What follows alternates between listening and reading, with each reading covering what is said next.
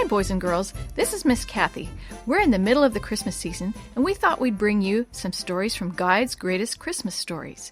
After the Christmas season, we'll be returning to our regularly scheduled shoebox mystery books. Christmas is a special time of year, a time to celebrate the birth of baby Jesus, who was born in a stable.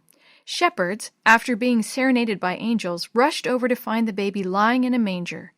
Wise men, carrying gifts of gold, frankincense, and myrrh, followed a bright star until it led them to the baby king. What about you? Will this Christmas bring you closer to Jesus? I hope so, and I hope that the Jesus of Christmas will live in your heart throughout the year. Helen Lee Robinson, Editor. Jill's Holiday Heart Hotel by Norma Kelly. I couldn't believe what I was hearing. "Mom, Dad, this is the worst idea I have ever heard," I protested.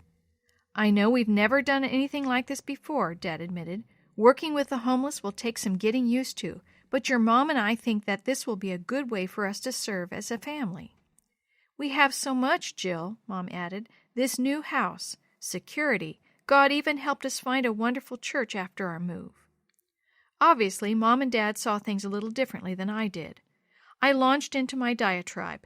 It's bad enough that Dad's transfer brought us to a place where we don't know anyone, and that this will be our first Christmas without Uncle, Aunt, and Graham. But now we're supposed to spend our holiday hanging out with homeless people? Do I have any say in this matter? "The say that you have in this matter," said Dad, "is what kind of Christmas you'll have. That will be decided by what sort of experience you'll allow this to be." "Jill," said my traitorous little brother Brian, "it might be cool." I said nothing, let out a huge sigh, and retreated to my room. I still had presents to wrap. Mom, Dad, and Brian kept talking about our upcoming Christmas, but I never joined in these conversations. On Christmas Eve, Mom approached me as I was adding whipped cream to my hot chocolate. "Honey, let's have a little talk. What are your thoughts on Christmas?" Plopping down at the kitchen table, I let out an exasperated sigh. "Mom, I never wanted to move. Think of everything we've given up this Christmas. I know we needed to move here, but I've never spent a Christmas without Aunt Myrna's Christmas kiwi fruit punch."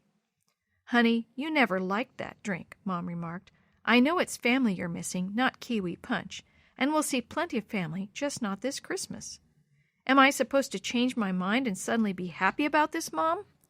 "No, just open-minded. Dad and I have really prayed about this. Just open your heart a little." "All right, I'll try. But I have to say this is hard, Mom." "All I can ask is that you try, and I believe you will." She hugged me. "Now, I have some baking to finish. Do you want to help me?" "At least that hasn't changed," I said with a smile. A couple of evenings earlier, at our church's special Christmas program, we had been challenged to make room, a home, for other people in our hearts. It was a nice thought, but I wondered how I could open my heart as a shelter for others in the same way the stable had been opened to Jesus.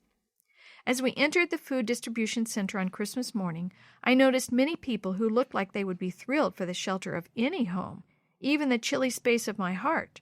For a moment I felt nervous and awkward. Would I offend these people by saying the wrong thing? My thoughts were cut off by a woman who rushed to greet us. "Are you here to help today? We need help in the kitchen preparing and help on the line serving." She looked at me. "Would you set tables and help to clear, darlin'?" I was surprised that so many people had come here on Christmas Day. For most of the afternoon, I stayed busy clearing and setting tables. But late in the day, things slowed down, and I kept passing by a family of 4 who reminded me of my own. The energetic woman who had greeted us told me that I was welcome to take a break, so I mustered my courage and approached the family I'd noticed. "Excuse me, I know this is your Christmas dinner, but I was wondering if I could sit with you for a few minutes. I don't really know anyone here." They welcomed me and even offered me a part of their dinner. "I just moved here," I said, and told them about the move. "We were also transferred," the mother replied. "We moved ourselves and everything we had so that I could keep working," the man piped up. "But then I got laid off." "We were strangers in an unknown place and without family or friends when we needed them most. We've ended up like this," the woman said. I was surprised to hear myself say the words I spoke next. "I don't think this is how you've ended up. This is just where you are now," I encouraged. They seemed to appreciate what I said. "My family serves at the food center about twice a month now. The last time I saw the family I met at Christmas, they told me they'd saved enough money to move back to their hometown. There's work there, Mr. Andrews had said with excitement, and familiar schools. Believe it or not, part of my heart envied them. I often think of returning to my old home, but moving here helped me learn to post a vacancy, room available sign on my heart, and to open it to strangers. That change of attitude may turn out to be the best Christmas gift I ever received.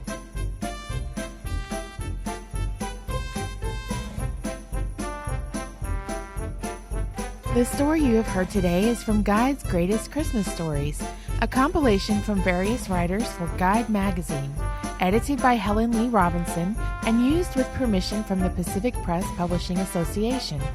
As our special gift to you, we will be sharing one of these stories every day between now and Christmas.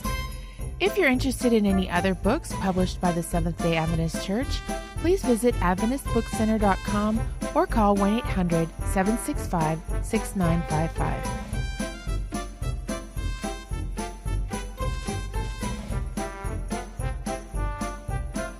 This podcast is a production of the Carolina Conference of the Seventh-day Adventist Church.